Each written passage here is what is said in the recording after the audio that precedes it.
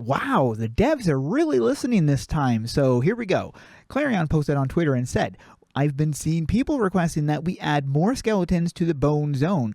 I figured I'd throw you a bone. That's a good one. Maybe some other surprises too. And here's an image. You can see more skeletons have been added to the bone zone area. So now you will be able to farm out a lot quicker. This is for those of you who are still trying to go for those bone items. I'm still on that list as well. I've been trying to go for it, but it's one of those things that definitely takes some time.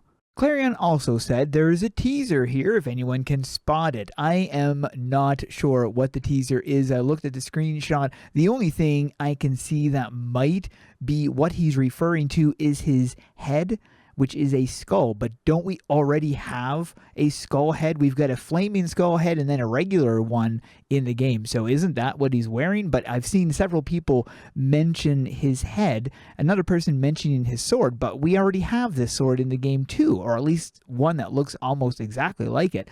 So is there something else that I'm missing, or is it the skull head? Maybe that is not in the game yet. Will there be a reward for those who completed the quest line before the additional mobs are added? Clarion said no. So for those of you who did it before when it was harder, that is awesome. Way to go. Congratulations. Someone mentioned Sheathing Phase 2, and Corin, one of the animators for AQ3D, said there has been no work towards Sheathing Phase 2. Loki Monster said, to me, Sheathing isn't a priority. I think most people would rather have new emotes added like laying down and the social district ones and wastelands, or being able to just walk, not run in the game. And this is huge for me. Again, I've brought this up multiple times in the past. They can add a toggle option in the settings for mobile, so all you can do is tap that toggle and you walk. If there's no other way to add it, at least do it that way so that we can get walking in the game.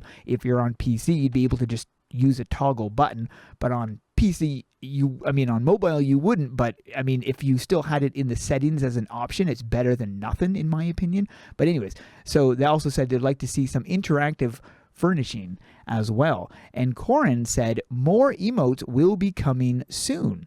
Actually starting to animate a few bonus ones now. Interesting. Also working on a few other customizable animation things, hoping to test them next week.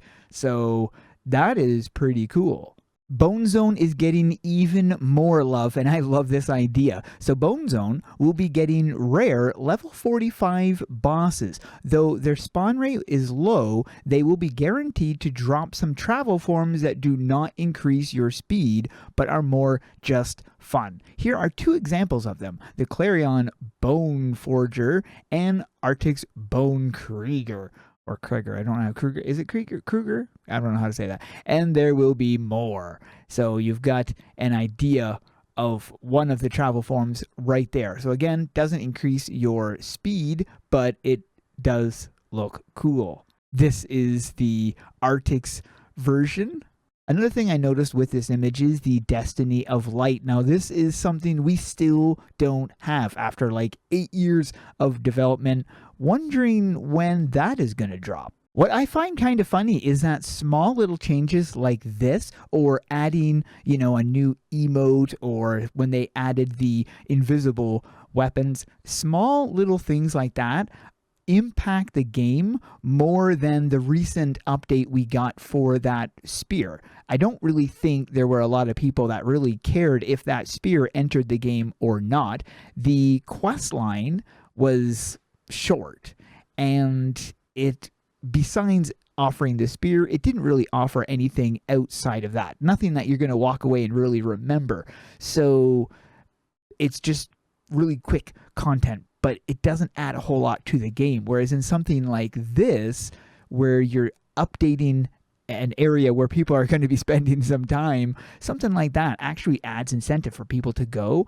And I find things like that actually give more to do for players. So I see this being a really good change. So big thanks to the devs who are actually listening to the players and restoring AQ3D to its former glory. Now let's get more classes and more reputations going. Hope you guys enjoyed this one. Thanks for watching. We'll see you guys in the next one.